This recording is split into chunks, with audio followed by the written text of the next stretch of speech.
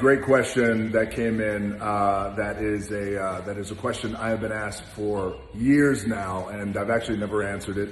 I've always kept the answer to myself, close to my sleeve. But I'll use this opportunity now to answer it, and it involves my career in the world of pro wrestling and the WWE. And the question was actually multiple questions by one person, which I appreciate the detail. It revolves around my retirement from the WWE. So the question was, and I think I'm going to get this right, is officially, when did I retire from the WWE? Why? Which is always a great question to understand our whys. Why did I retire from the WWE? Why did I return to the WWE years later? And why did I retire again? I retired from the WWE in 2004 at the age of 32. And at that time, here's the why. Why I retired was two reasons. Number one, and this is not in order of importance, number one, my contract had expired. And number two, which is the most important thing, is an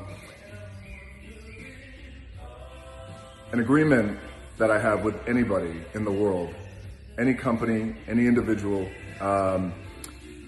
It's always important to me. It means everything to me to shake that person's hand and look them in the eye. We could bring in lawyers from all over the world. We could bring in the best of the best in business affairs and sign contracts and all that. But it all comes down, for me, it all comes down with me looking you in the eyes and shaking your hand. So, and delivering what I gave you my word that I was going to deliver. So I'm saying that to say in 2004, when my contract expired, I had delivered on my agreement with the WWE and with my longtime mentor and very, very good friend, Vince McMahon. We shook hands. I mean, that's the way we are. We shake hands. And look, even these big ass dinosaur mitts, that are all fucked up with calluses, excuse my language.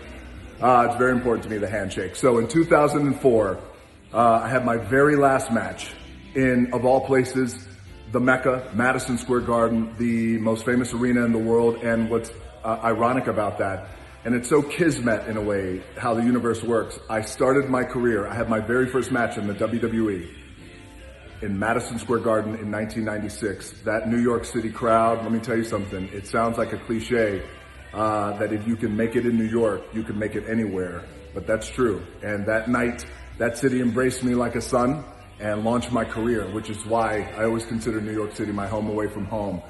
I had my very first match in 1996 in Madison Square Garden and my very last match in 2004 in Madison Square Garden. I started my career at 25 years old with the WWE, and I ended it when I was 32. A 7-year run. So in my life, as a lot of you guys know, the number 7 means a lot. $7, 7 years. So I had a 7-year career that was just so blessed, and I was so fortunate. It was beyond my wildest of wildest dreams. So in 2004, I retired. Two reasons. The why was I wanted to give my word and complete what I had given my word that I was going to complete, which was my contract. The other reason why, and again, this is why in life it's so important that we identify our whys on why we do things. And once we identify that, it's like a shift and click moment for all of us. Once you identify your why that you're going to do, whatever you're going to do in life, it's shift, click, and then you go. And then the power in that, when you have that kind of clarity for the why. So I had a philosophy when I was 32 at that time, and I couldn't share it with a lot of people because a lot of people would have thought you are out of your, excuse my language, you're out of your fucking mind for leaving the WWE and retiring. Why? Because I was on top. I was the biggest #1 draw in professional wrestling in the WWE, and I was quietly retiring. Again, my contract had ended, but my philosophy, my strategy at that time was, I'm in a world of pro wrestling that I grew up in, and I have a long lineage of my dad, my grandfather. I have, wrestlers, a long line of wrestlers. I come from a long line of pro wrestlers, proud, crazy pro wrestlers, and I have such a love and reverence for the world of professional wrestling. I felt like at 32 years old, my Hollywood career was just getting started, if I can leave and quietly retire from this world that I love so much, and I know it was a hard thing for a lot of people to swallow, this philosophy, if I could leave and become successful in Hollywood and become successful outside of the world of professional wrestling and the world of WWE, when I mean successful, like my ambition was, I wanted global success. I wanted to have global influence in a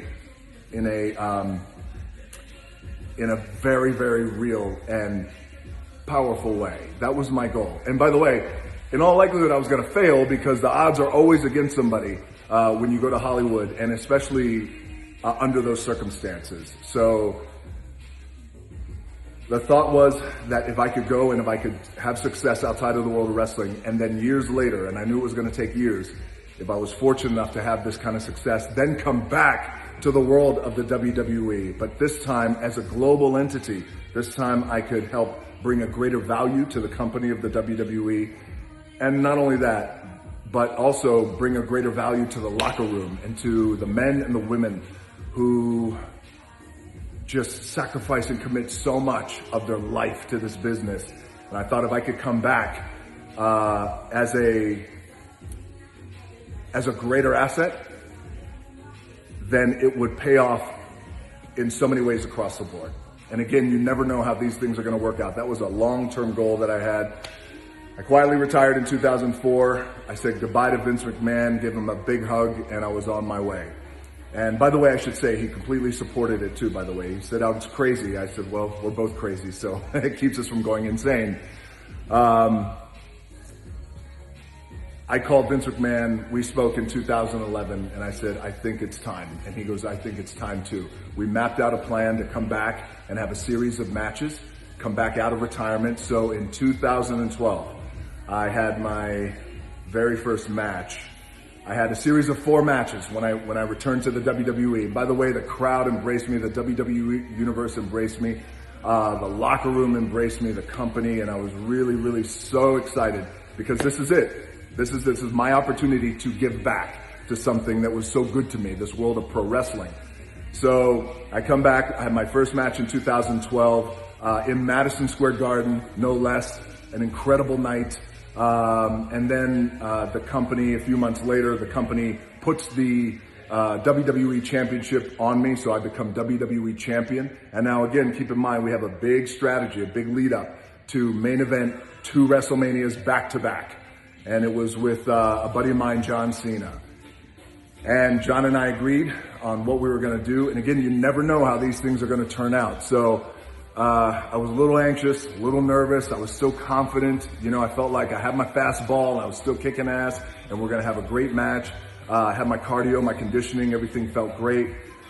We go into WrestleMania, and this is the telltale sign if this strategy worked. For me, almost 10 years. I went away, built my career to come back, and it all boils down to this. WrestleMania in Miami, my hometown, my family was there. We sold out that stadium. I'm blessed to have the main event with John Cena. We have the match. I go over, and in wrestling terms, going over means I won. Afterwards, go home, and a few days later, I get a call from Vince McMahon, and he said, what are you doing? I said, well, I'm driving. He goes, you might want to pull over. I said, listen, let me tell you something. I said, anything you're going to tell me right now as it relates to our business and the buy rate, the pay-per-view we just did at WrestleMania, any success you're going to share with me, or I'm ready for it, any failure that you're going to set, that you're going to give me, I'm calm and cool in the pocket. Go ahead. So I'm driving in my truck. He said, congratulations, you have just set an all-time record in the history of professional wrestling, in the history of the WWE. You shattered buy rate records, box office records, gate attendance records. Congratulations. We hung up. I pulled over and I had a moment because it was so gratifying for me. And the gratification